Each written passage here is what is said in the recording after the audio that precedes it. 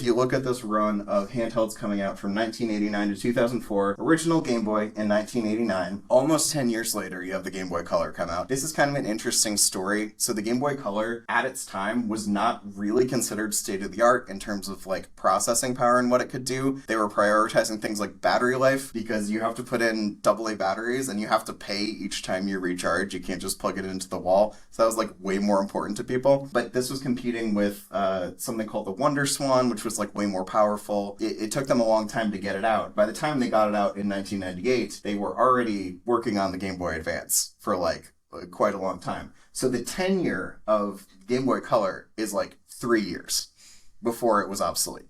That's really interesting to me because the Game Boy Color is an era that I think is like rich with a lot of interesting designs. It has its own visual language, it has its own design principles, but like 3 years and we're moving on. The Game Boy Color has also less of a long tail than the Game Boy Advance. So the Game Boy Advance and the DS are interesting also. There's also only a 3-year gap between those, but the Game Boy Advance has a much bigger library because Nintendo was not convinced when the DS came out. They sort of postured that the DS was not necessarily going to replace the Game Boy Advance. So you still see Game Boy Advance games coming out until almost like 2008, like well into the tenure of the DS, before Nintendo really felt like, okay, the DS has been successful enough that that can be the new handheld. But the DS was kind of like an experiment starting out that became very successful. The Game Boy Color, on the other hand, the last Game Boy Color games come out in like 2002. Like Harry Potter and the Chamber of Secrets for the Game Boy Color is one of the last games that came out for the platform. Not a bad design, by the way. So the result is that design trends are churned through quickly, I think sometimes too quickly.